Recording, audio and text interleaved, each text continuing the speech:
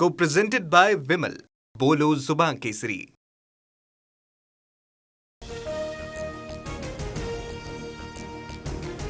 मुख्यमंत्री देवेंद्र फडणवीसांचा दुचाकीवरून प्रवास. फडणवीस आणि आशिष शेलार यांचा बुलेटवरून विधान भवनामध्ये प्रवास. पंतप्रधान मोदींच्या आवाहनानंतर फडणवीसांचा बाईकनं प्रवास.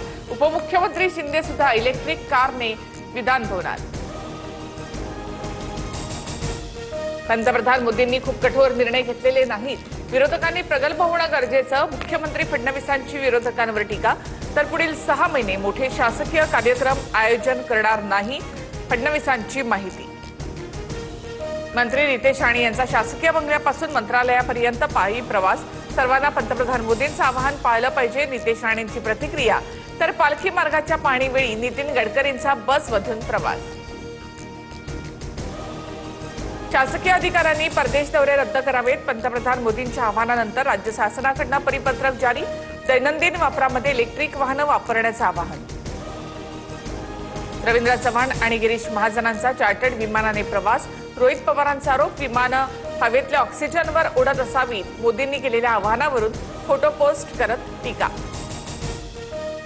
मुंबईत महानगर सीएनजीच्या दरामध्ये 2 रुपयांची वाढ. आजपासून नवे दर लागू. प्रति किलो सीएनजीसाठी आता 84 रुपये मोजावे लागतील. केंद्र सरकारकडून साखर निर्यातीवर तात्काळ बंदी लागू. किमतींवर नियंत्रण ठेवण्यासाठी सरकारचा मोठा निर्णय. पुढील आदेशापर्यंत बंदी लागू असेल. एअर इंडियाकडून विमानांच्या आंतरराष्ट्रीय फेऱ्यांमध्ये कपात. शिकागो, न्यूयॉर्कसह महत्त्वाच्या सेवा 3 महिन्यांसाठी तात्पुरत्या स्थगित. इंधनाचे दर वाढल्यामुळे एअर इंडियाचा निर्णय. आजपासून दूध महागलं. अमूल आणि मदर डेअरीच्या दुधाच्या दरामध्ये 2 रुपयांची वाढ. सर्वसामान्यांच्या खिशाला फटका. पुण्याच्या हडपसरमध्ये रुग्णालयाच्या बाहेर आढळलेली बॉम्ब सदृश्य वस्तू निकामी. बॉम्ब सदृश्य वस्तूमध्ये 7.5 असा टायमर सेट होता. अज्ञाताविरोधात गुन्हा दाखल. एटीएससह आयपी आणि पुणे पोलीस असा तिहेरी तपास सुरू. शरद पवारांची आज दुपारी 4 वाजता पत्रकार परिषद. देशाच्या सद्यस्थितीवर बोलण्याची शक्यता. पंतप्रधान मोदींच्या आव्हानावर काय बोलणार याकडे संपूर्ण राज्याचं लक्ष. राहुल गांधींच्या परदेश दौऱ्यावरून भाजपचा निशाणा. 22 वर्षात राहुल गांधी 54 वेळा परदेश दौऱ्यावर. त्यासाठी फंडिंग कुणी केलं, भाजपचा सवाल. राष्ट्रवादी काँग्रेसच्या आर्थिक अधिकारांमध्ये मोठे फेरबदल. आर्थिक व्यवहारांचे सर्वाधिकार आता सुनेत्रा पवार, पार्थ पवार आणि जय पवारांकडे. आधी अजितदादांसह प्रफुल्ल पटेल आणि त्रिवेदी यांच्याकडे होते अधिकार. कांदा प्रश्नावरून किसान काँग्रेस आक्रमक. मुंबईमध्ये मंत्रालयाच्या बाहेर कांदा फेकत आंदोलन. पोलिसांकडून आंदोलकांची धरपकड.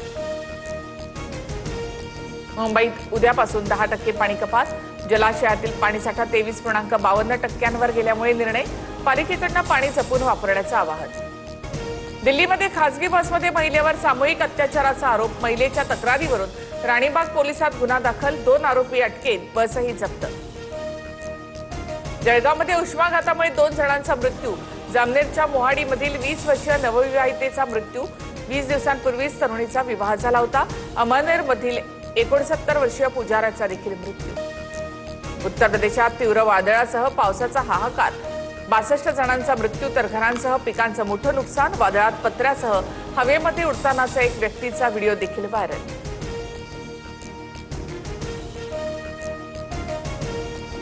ईडी सतीशन केरळचे नवे मुख्यमंत्री. काँग्रेसकडून सतीशन यांच्या नावाची घोषणा.